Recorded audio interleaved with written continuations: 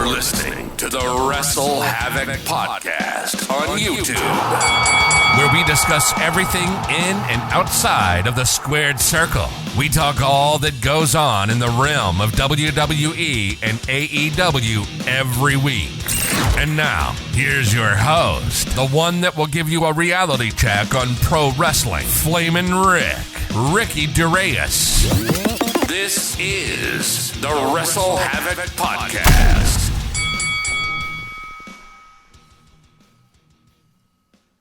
What's up, everybody? It is Flamin' Ricky Darius right here on the WrestleHavoc Podcast, here to review AEW Collision from July 22nd, 2023. We got a lot of things to talk about right here on the AEW Collision review. Of course, AEW Collision this past Saturday took place at the Prudential Center, The Rock, Newark, New Jersey, in which I attended AEW Collision, and it's safe to say I had an absolute blast. This was my fifth AEW show so far. I've been to every AEW show at the Prudential Center, and this one definitely tops it, man. I had a really fun experience on the show. The crowd was absolutely freaking energetic. The reaction for CM Punk was absolutely hilarious. A very, very, very mixed reaction for CM Punk. He got that John Cena treatment in which basically he, was cheered in some sections and he was booed in other sections. My section in particular, Section 8, we were one of those people that actually booed CM Punk in the audience. I like CM Punk, but it was fun just booing him. It was hilarious. But nonetheless, I had a blast at the show. Of course, I'm wearing a Bullet Club Gold shirt. I mean, literally, if you go to a wrestling event, of course you're going to waste all your money on fucking merch, right? Yeah, so I bought me a Bullet Club Gold shirt. I bought me a CM Punk Larry shirt, and I also bought me a generic AEW Collision shirt. But nonetheless, I had fun at the show. I believe I was caught on camera when Billy Gunn, was taking off his boots. I was caught on camera. I didn't put it on this on OBS over here. I wish I snapshotted it, but I did. I was shown on camera, in which somebody actually texted me. I marked the fuck out, and I even showed my mom and dad. I was like, yo, I'm on TV. But nonetheless, AEW Collision was fucking fire. I had a blast, man. The crowd was, again, absolutely energetic. One of the craziest crowds you could possibly go to. Everybody talks about cities like Philadelphia. They talk about cities like Chicago. They talk about cities like New York. But really, in that discussion should be New Jersey, because New Jersey is a hot wrestling market, in my opinion. And New Jersey is one of the best markets to go for a wrestling event. Honestly, man, the most passionate fans you could possibly see. I will say, though, they are sometimes crazy. But nonetheless, AEW Collision, overall thoughts on the show itself. I thought it was a great show. Of course, this is building up towards next week's show, which is going to be a much bigger show. This week wasn't really that big of a show, if you really think about it, but next week it's going to be a big show. We're going to be getting a ladder match, a rematch between Buddy Matthews and Andrade El Idolo, and it's going to be a ladder match for the mask of Andrade El Idolo. But also, we are going to be getting, of course, FTR defending their AEW World Tag Team Championships against the winners of the Blind Eliminator Tournament, Adam Cole and MJF, in which, of course, Adam Cole and MJF are the hottest thing right now in AEW. They are super over with the audience, and a lot of people are saying that they could possibly, we could possibly see MJF turn on Adam Cole, in which, honestly, if you think about it, I genuinely believe it's probably the wrong decision to make, because as Adam Cole stated this past Wednesday on Dynamite, they did struck lightning in a bottle, man. That thing, the pairing between Adam Cole and MJF, the stupidest idea in the world, got super over with the audience, and I think they can definitely play this out long term. But unfortunately, Adam Cole and MJF were not on this show. Imagine the pop that they would have gotten at the Prudential Center. It would have been absolutely insane. But nonetheless, of course, we had CM Punk. Yes, CM Punk, Mr. Phil Brooks, CM Punk, the best in the world, the voice of the voiceless, the Second City Saint, confront Ricky Starks, of course, the winner of the Owen Hart Cup tournament, in which he beat CM Punk, but not clean, dead center in the ring.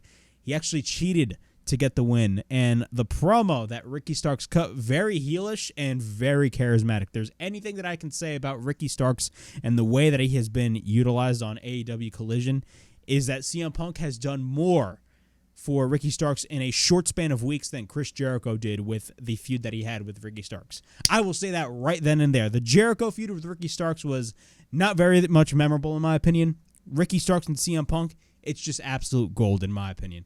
But nonetheless, we had that. We had Taya Valkyrie versus Sky Blue.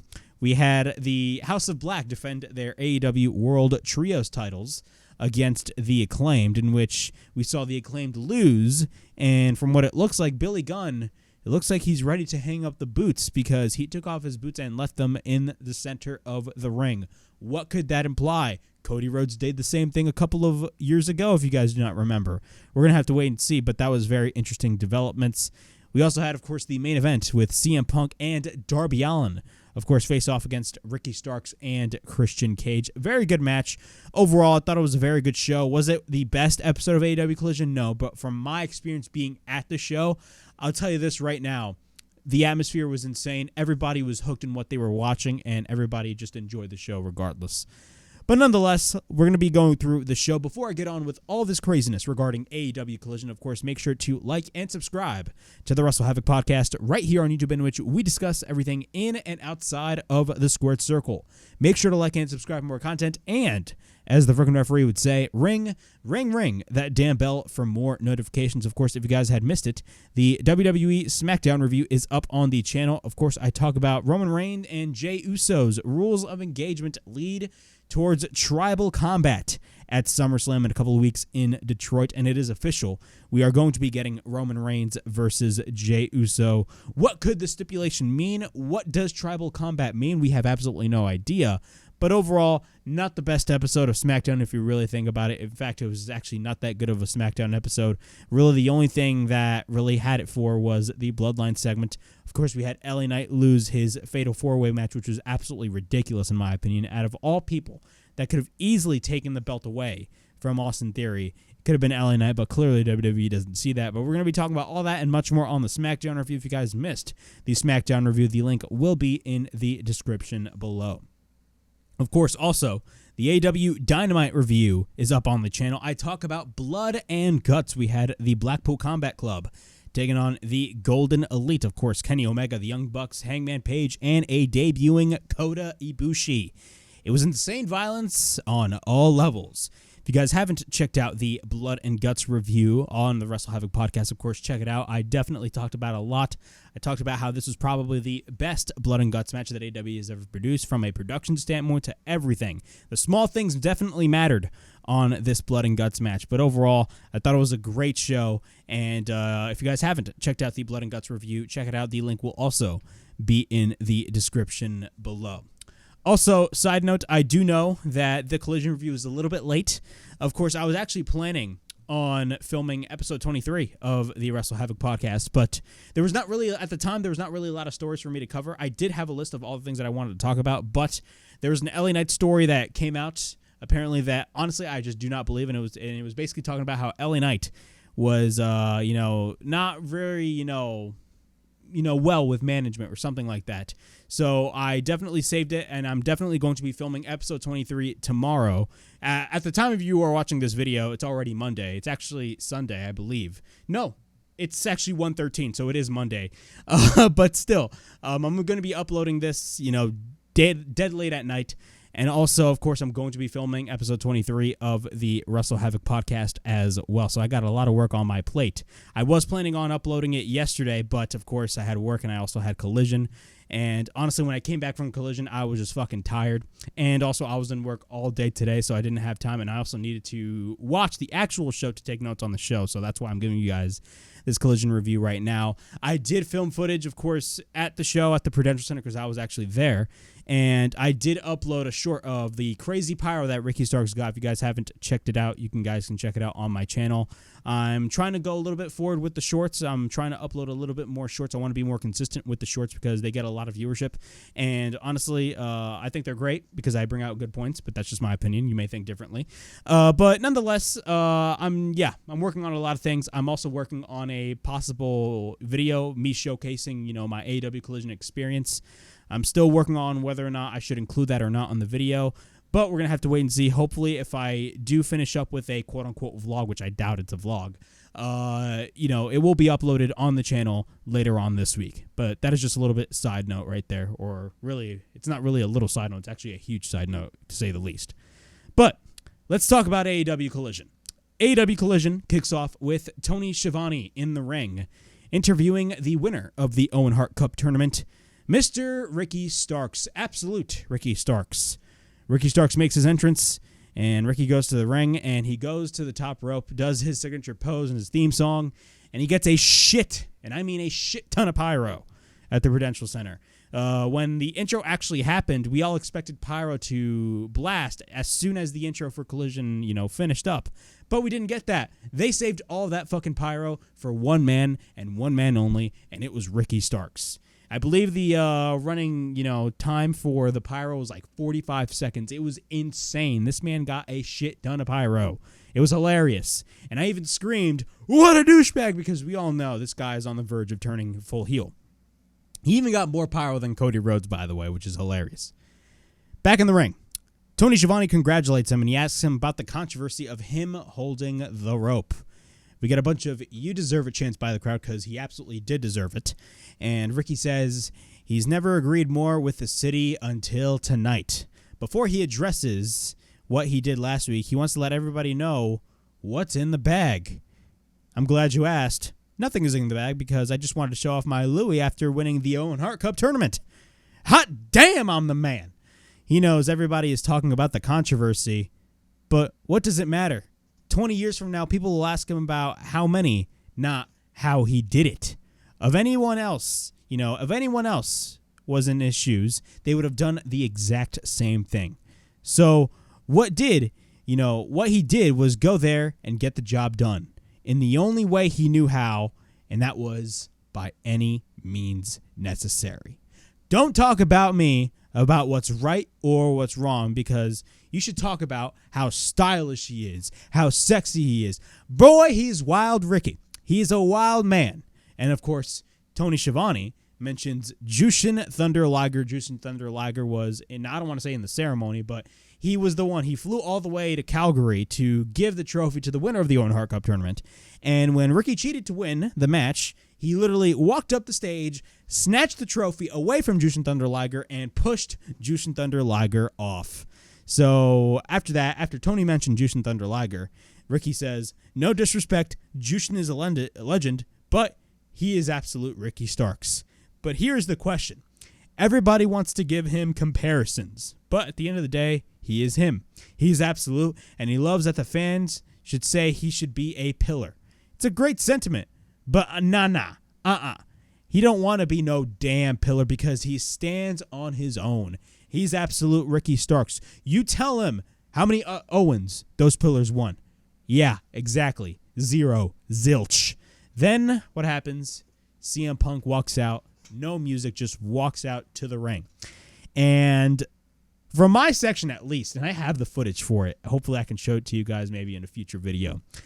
We were all booing the shit out of CM Punk. I was screaming, "Boo! Boo!" I even flipped off, right in front of the camera. It was hilarious. So I was the guy in the red GCW shirt, right? I was hoping once CM Punk came out and he made his entrances for any scenario that he was in, that they would catch me literally with glasses just, flipping off the camera like this. But I was way far off, unfortunately.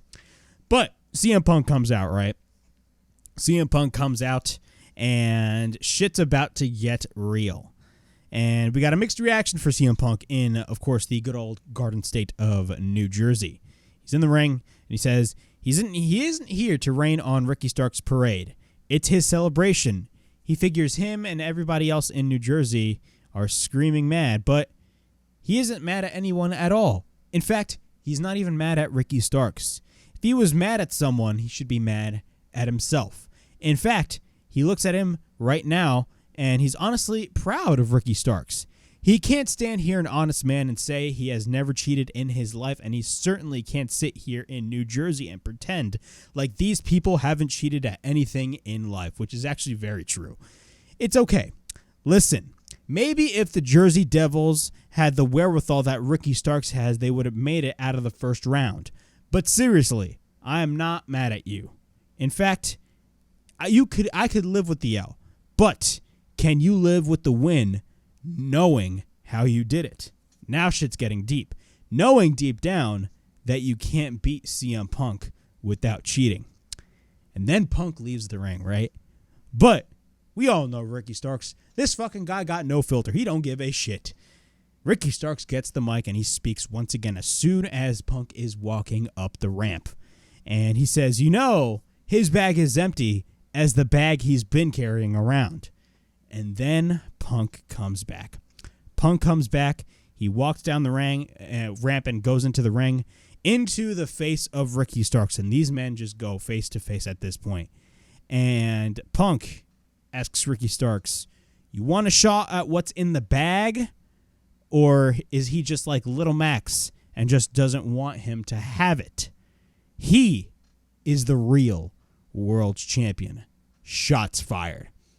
Shots fired right over there. Then Christian Cage with Luchasaurus comes out. We all know Christian Cage is the real TNT champion. We are contractually obligated as the TNT champion to appear tonight, but it's taking a little bit too much time for his liking. He doesn't want to spend more time in New Jersey than he has to, where we're called Dirty Jersey for a reason. But before he goes, and he has a question for Punk, what kind of man carries a championship he didn't win? It's funny because he actually did win that championship and he actually never lost it. So, typo alert. Punk laughs and he says he thinks he knows the answer. Continue doing what you're doing. We're going to hit the bricks in New Jersey. But before we go, just a quick reminder that we are the faces of TNT. Now and forever, says Mr. Instant Classic Christian Cage. Then Darby Allin comes in the ring, and he says, Ricky, I hate the term pillars. Not four guys can be a pillar of this company. Anyone that's ride or die with this company are considered a pillar, like his good friend CM Punk. Ask who is the TNT champion. It doesn't matter because at All Out, he will become the new face of TNT. I mean, we have already seen Darby Allin become the face of TNT numerous times. He will put respect back on that title's name because when he looks at Luchasaurus, all he sees is a guy who took too many psychedelics, considered himself a dinosaur. And he didn't come to Collision to talk. Why don't we have a little tag team match? Him and CM Punk versus Ricky Starks and Christian. Well, you don't wrestle anymore. Give me the TNT champion. And Tony Schiavone says, Tony Khan has made it official. It will be Christian Cage or Luchasaurus taking on, or Luchasaurus and Ricky Starks taking on CM Punk and Darby Allin in the main event. I don't want to say earlier thoughts. That makes no sense. I'm literally all over the place today. Overall thoughts on this segment. This was a phenomenal opening segment, and I'm glad that I was actually there to actually witness it all. Number one, Ricky Starks. We all know how good Ricky Starks is. If you don't know how good Ricky Starks is, why the fuck are you a wrestling fan, with all due respect? Ricky Starks is one of the most charismatic people in AEW right now. You can tell. People tend to call him a knockoff Rock, but I see the similarities to The Rock, but really Ricky Starks brings his own flavor to the quote-unquote Rock persona that a lot of people love to compare Ricky Starks to. But Ricky Starks is so charismatic at what he does. He just knows what he's about to say on the microphone, and he literally means everything that he fucking says. I'm going to be 100% honest with you. Heel Ricky Starks is 10 times better than babyface Ricky Starks. I'm not sitting here and I'm not going to say that babyface Ricky Starks sucks. I thought babyface Ricky Starks is phenomenal, and I think he'd be a phenomenal babyface. He'd be the top of a company. But the biggest problem, and look, this was right after he lost the FTW title and became a babyface, and then, of course, he feuded with Powerhouse Hobbs. The biggest problem with his babyface run was the fact that, again, and I say this with a lot of things in AEW, there is no direction. There was absolutely no direction when it came to Ricky Starks. After the Jericho feud, after the MJF match, we all knew MJF was going to be retaining that title at Winter is Coming. But then, of course, he feuded with Chris Jericho. He had a couple of good matches there, but let's be honest, looking back at that Chris Jericho feud, did that Chris Jericho feud do anything for Ricky Starks? Did it elevate him further? Did that feud with Chris Jericho elevate Ricky Starks further? I personally do not think so. And I was a little bit afraid about what they were doing with Ricky Starks heading into the spring and then, of course, heading into Collision. But let's be honest, just like a lot of other wrestlers in AEW, Collision has helped, and a lot of people I know have been using this word on social media, but it's very much true. Collision has helped to reinvigorate a lot of talent. And one of those talents is Ricky Starks. CM Punk did more for Ricky Starks in a short amount of weeks, or you could say in one segment or in 2 weeks, than Chris Jericho did in the entire feud that he had with Ricky Starks. CM Punk did more for Ricky Starks. Collision did more for Ricky Starks than AEW as a whole did for Ricky Starks. And that is 100% factual. What they are doing with Ricky Starks right now is a breath of fresh air. Absolutely perfect. Phenomenal. And again, it gives a sense of direction on where they are going to be taking Ricky Starks. A lot of people are saying, hey, he could possibly join up with Bullet Club Gold. We still do not know that to be true. Maybe it could happen in the next couple of weeks. Bullet Club Gold was on this show. But, they just had a match, and that was it. Nothing really special happened when it came to Bullet Club Gold after that amazing tag team match they had with FTR last week. Ricky Starks, Collision and CM Punk. Collision and CM Punk has done way more for Ricky Starks than Chris Jericho and AEW combined. Just by the span of a couple of weeks and the short amount of time that Collision was on the air, for like the past 5 weeks, Ricky Starks feels like a new man right now. He feels reinvented, and he just feels brand new again, if that makes any sense. And that's what I absolutely like to see.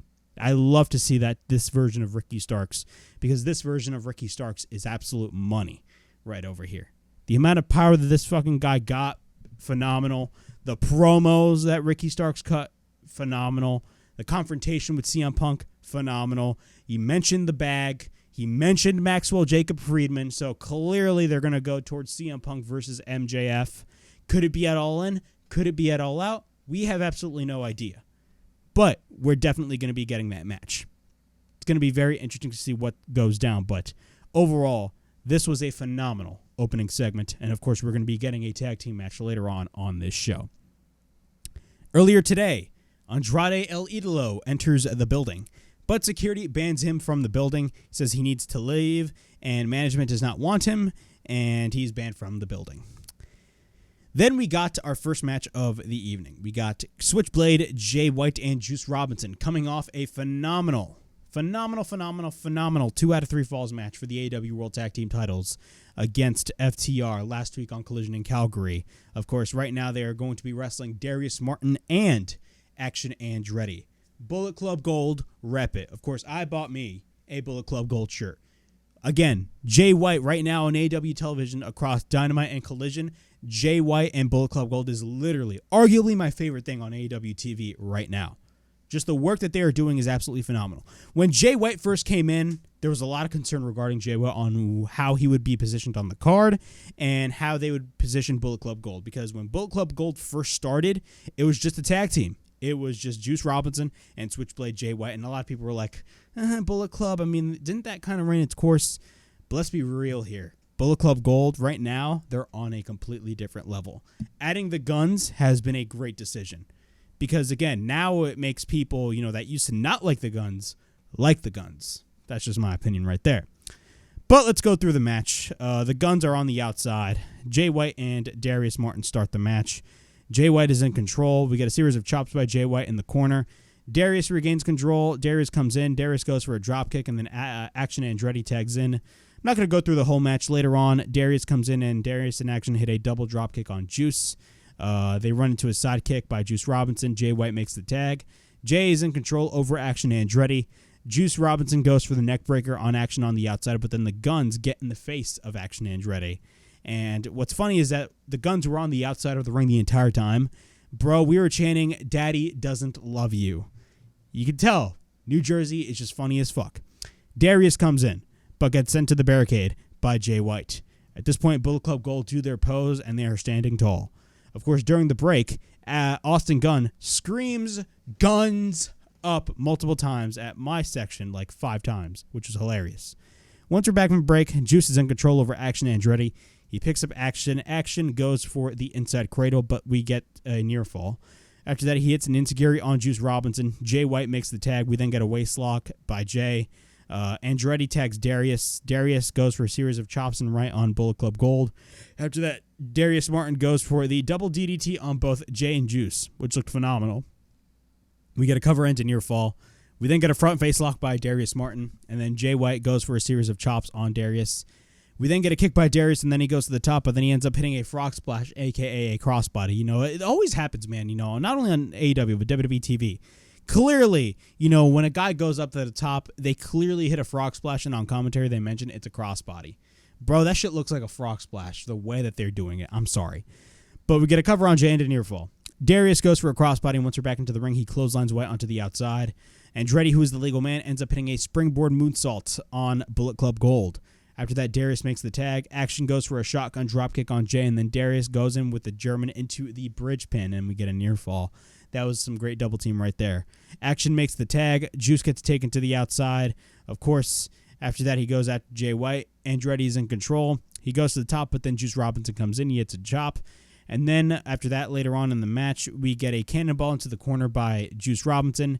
He ends up going for another cannonball on Action Andretti.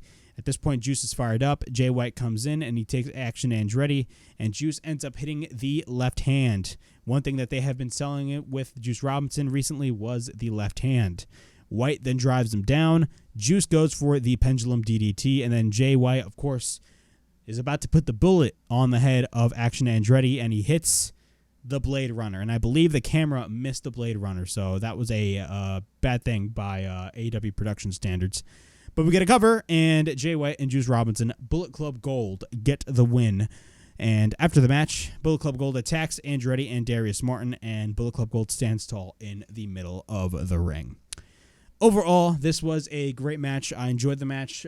Again, Darius Martin and Action Andretti are phenomenal. Of course, Dante Martin is out with an injury. Of course, he injured, I believe it was his leg. He broke his leg at Supercard of Honor in that Reach for the Sky ladder match.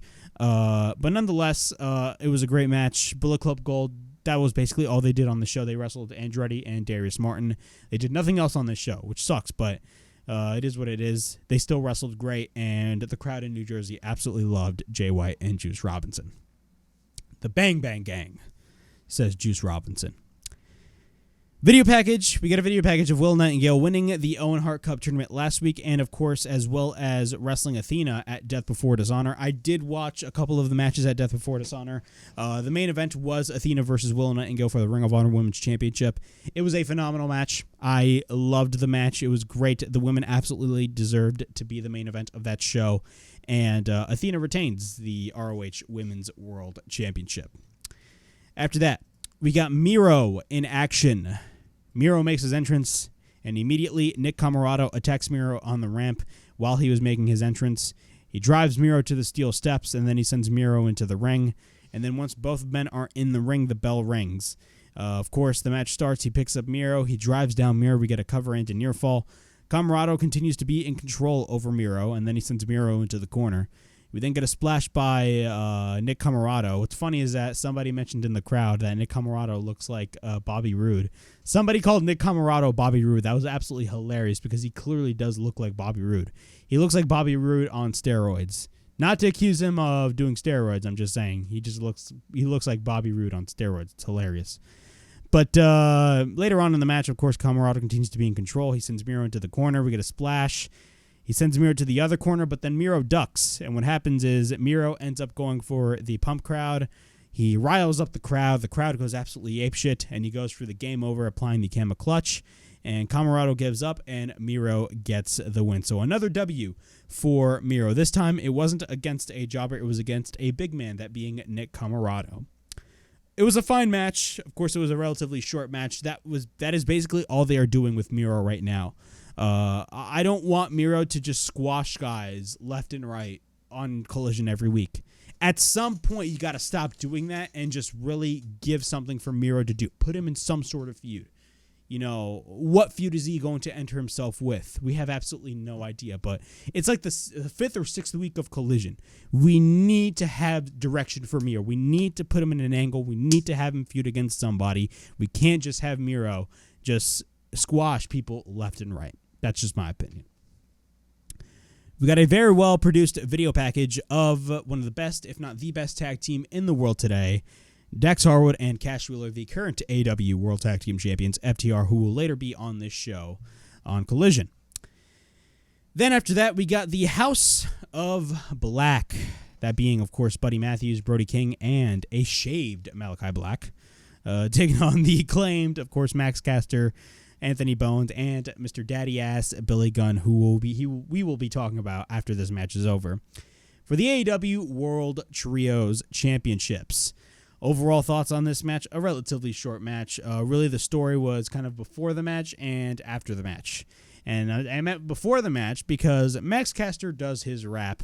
And we all laugh at Max Caster doing his rap, but you knew damn well when they were going to wrestle the House of Black, because we all know Buddy Matthews is, I believe, married or, is dating Rhea Ripley.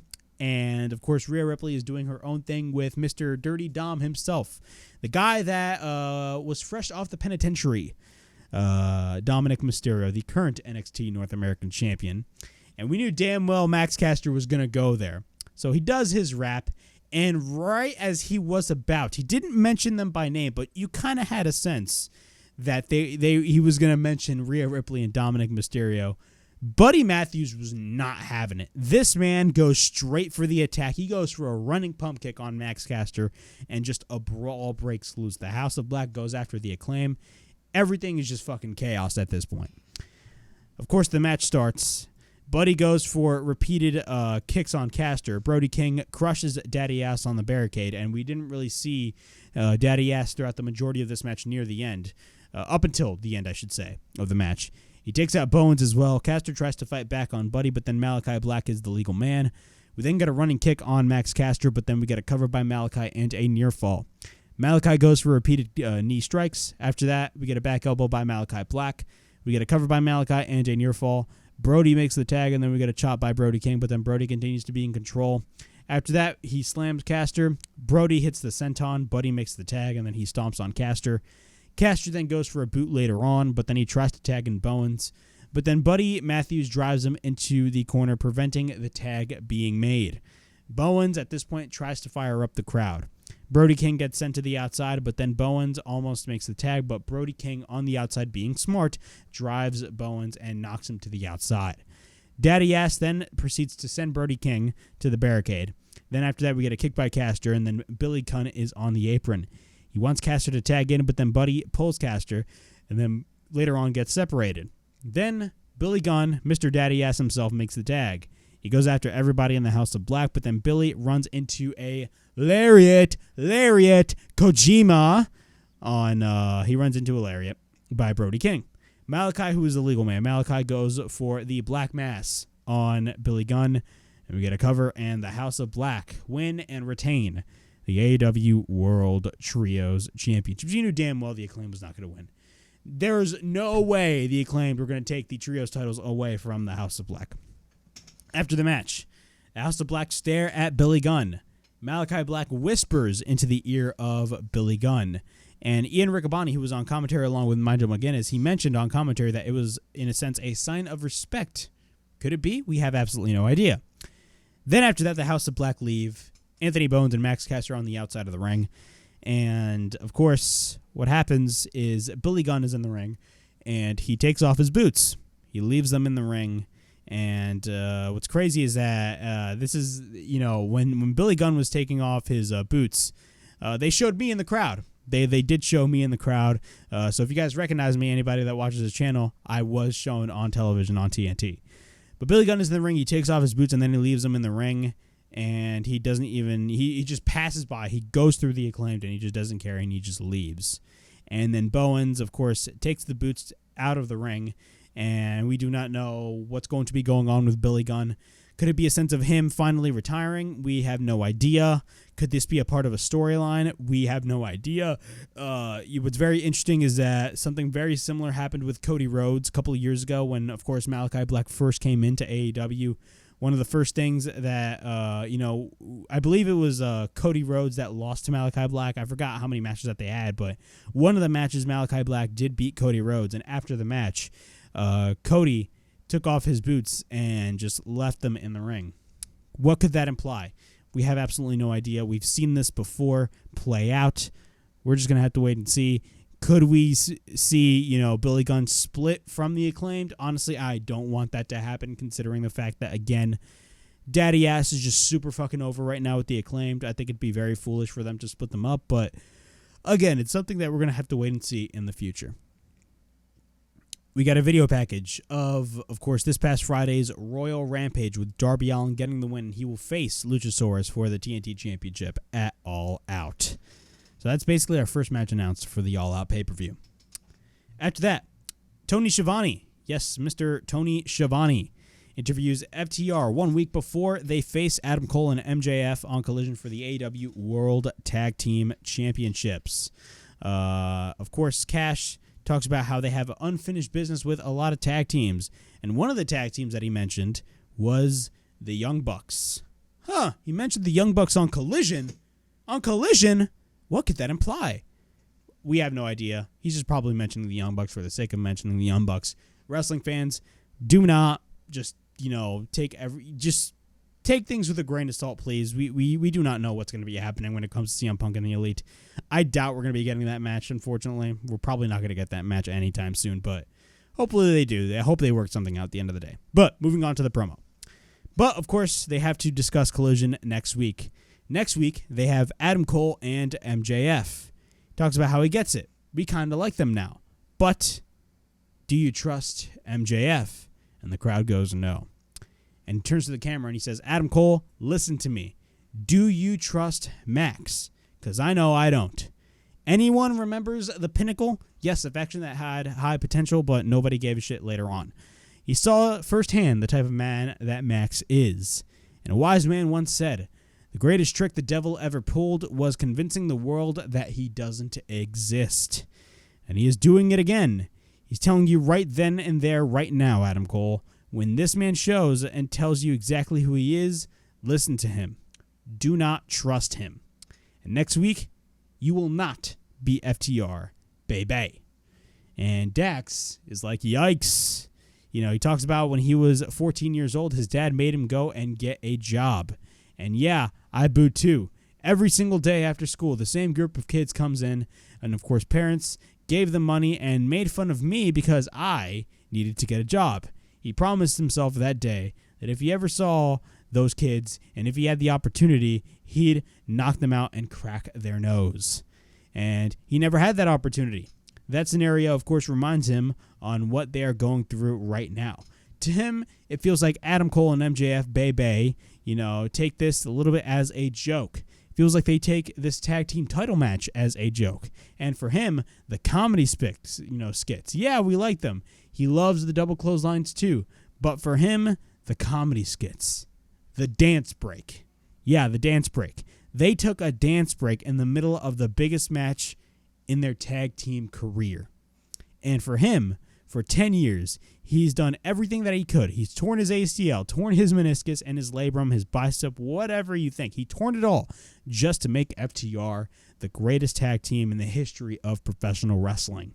So next week in Hartford, Connecticut, and the crowd booed the horrible state of Connecticut. Fuck Connecticut. We in Jersey do not like that state. We got a bunch of boos in the chants. After that, of course, he talks about how in Connecticut next week there won't be any dance breaks or comedy because he will take them out on him, or he will take out on them what he should have done to those kids when he was 14 or 15 years old. We're going to give Max and Adam something the real world has never threatened them with, and that's an ass-kicking. Top guys, out. Overall, great promo by Dax and Cash. Of course, FTR. You got to love what FTR is doing. I've been very critical of their title reign recently. I think the work that they're doing with CM Punk has been phenomenal, but the title reign itself has been pretty disappointing, in my opinion. I remember their first title defense was, I believe, against Jeff Jarrett and Jay Lethal of all fucking people, which is ridiculous. But, of course, they had the match with Jay White and Juice Robinson 2 weeks ago, and also the 2 out of 3 Falls match with the same people last week. It was phenomenal stuff.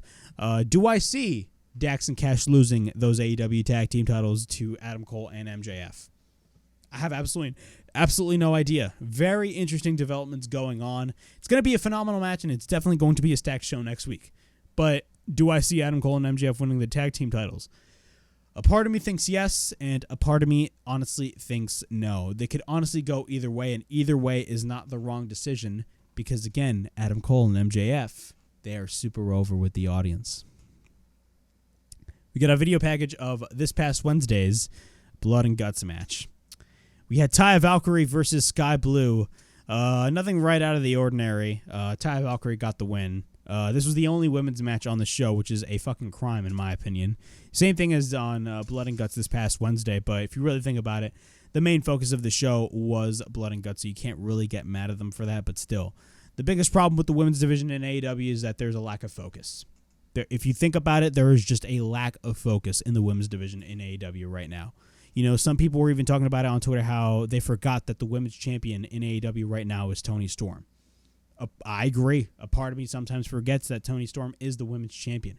What is she doing as the champion right now? Seriously, what has she done in her recent title reign? I'm not talking about her first title reign, which she was the interim champion. I'm talking about her current title reign right now. All she is doing is playing like second fiddle or third rate in the Outcasts. What is Toni Storm doing in the Outcasts? What are the Outcasts doing? You want to know why the women's didn't get a Blood and Guts match this year? It's because of the fact that the angle was just not as strong.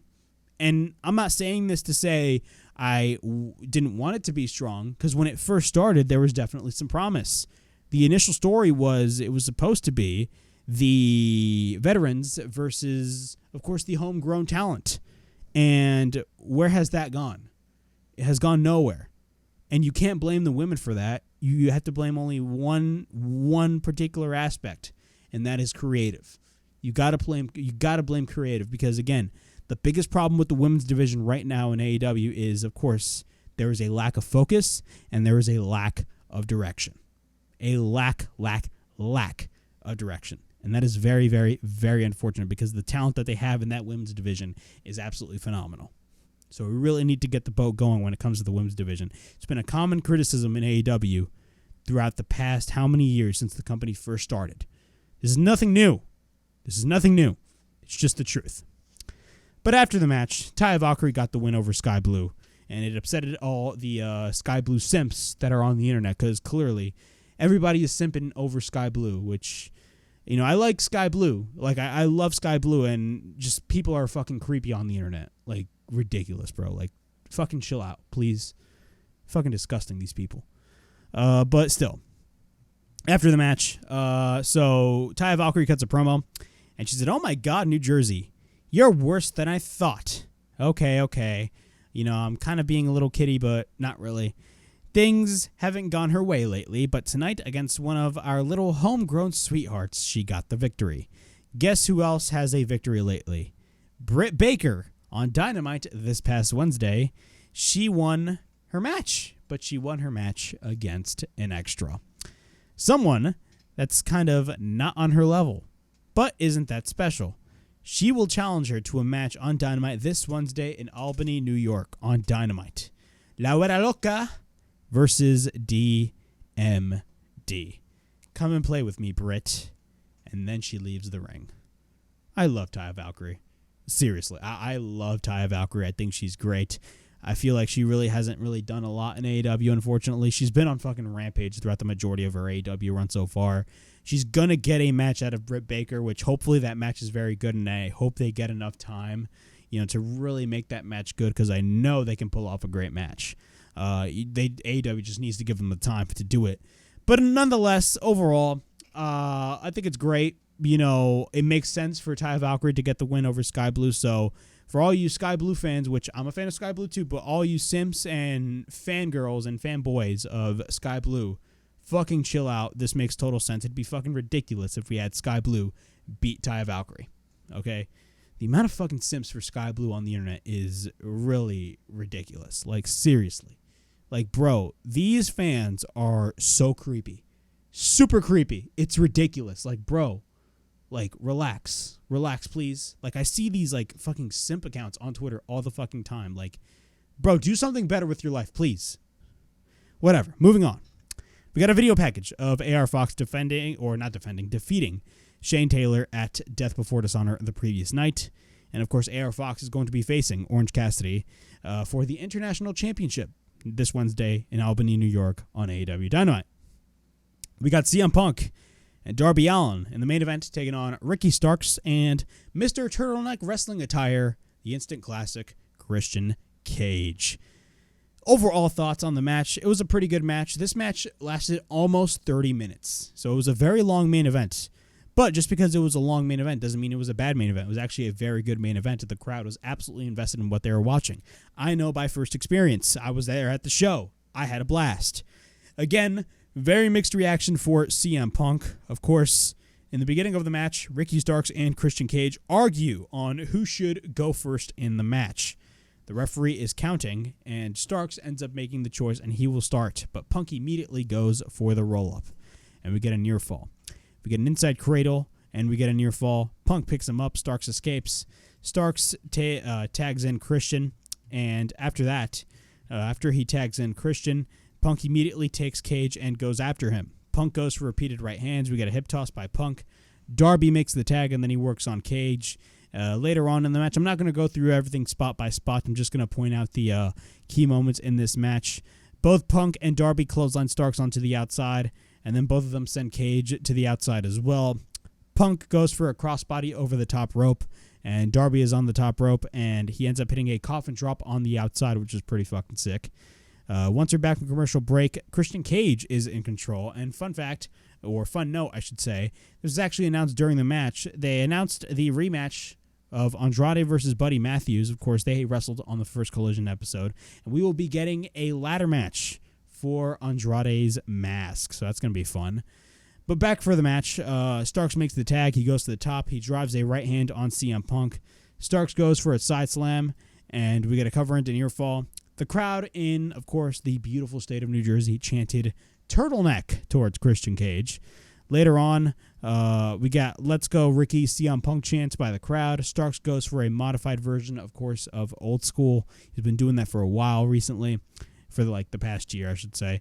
Cage makes the tag, and then up in the skybox, Scorpio Sky is watching the match. Starks makes the tag, and then Punk, of course, goes for the swinging neck breaker.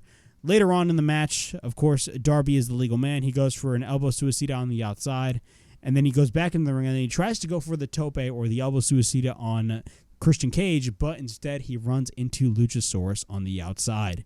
And then Cage sends Darby to the announce table, or I should say through the announce table.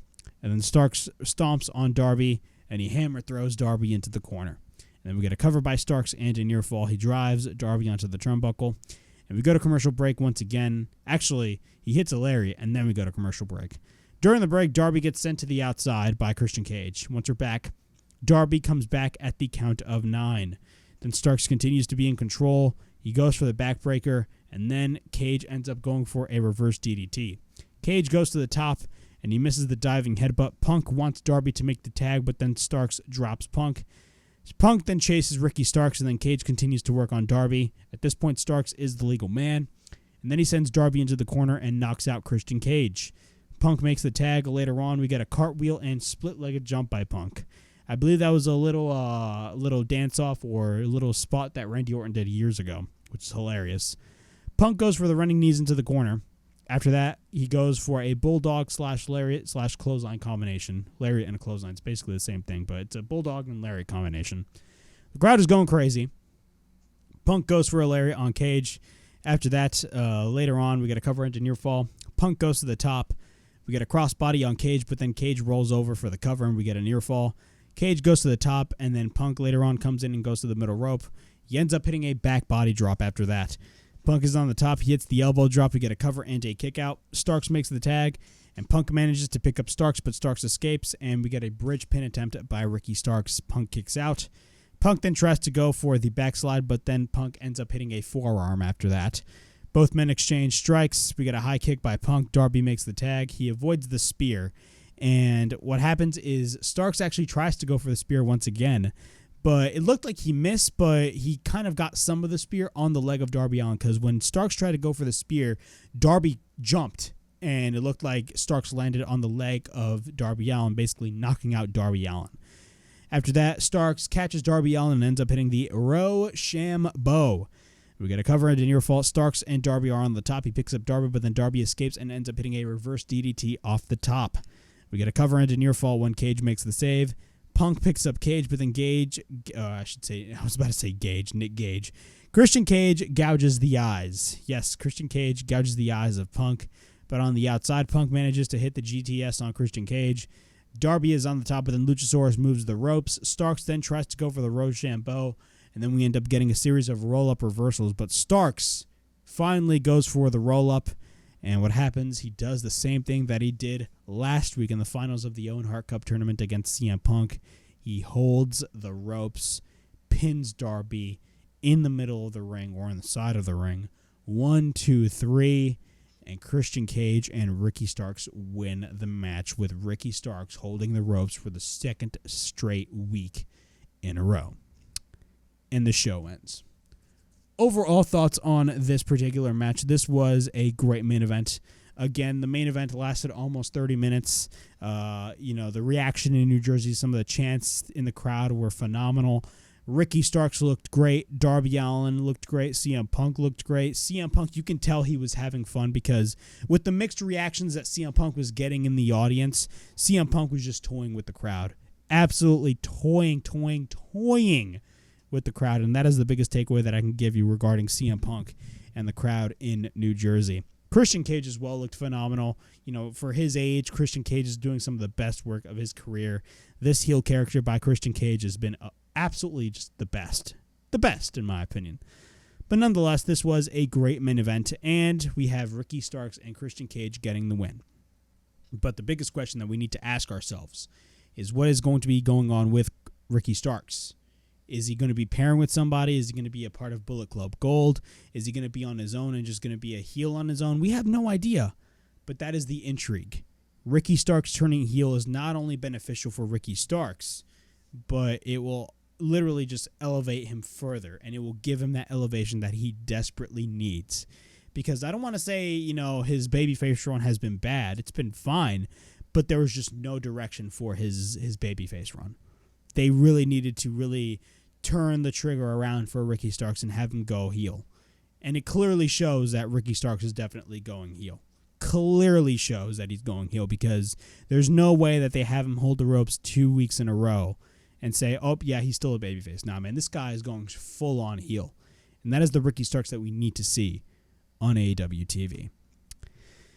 But yeah, that was my AEW Collision review from July 22nd, 2023. Overall thoughts on this show. I definitely enjoyed the show for what it was. It was a great show. The experience being at the Prudential Center was off the freaking charts. Every time when I go to an AEW show, it's always the same thing. I always have a blast. The crowds are just so energetic. The people there, great people.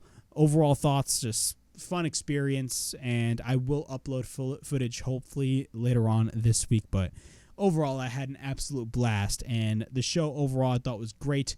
Next week, of course, on Collision is going to be a big show. We got the ladder match, the rematch between Andrade and Buddy Matthews from their first match on the very first episode of AEW Collision. But this time, it's going to be a ladder match for the mask of Andrade El Idolo.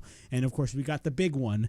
We got FTR defending their AEW World Tag Team Championships against the Bromance. And the thing that is literally the best thing on AEW TV right now, Adam Cole and MJF, the winners of the Blind Eliminator Tournament. So we got a lot of things to look forward to this coming Saturday on Collision. But overall, I thought this was a pretty good show. And judging by my personal experience being at the show, I had an absolute blast.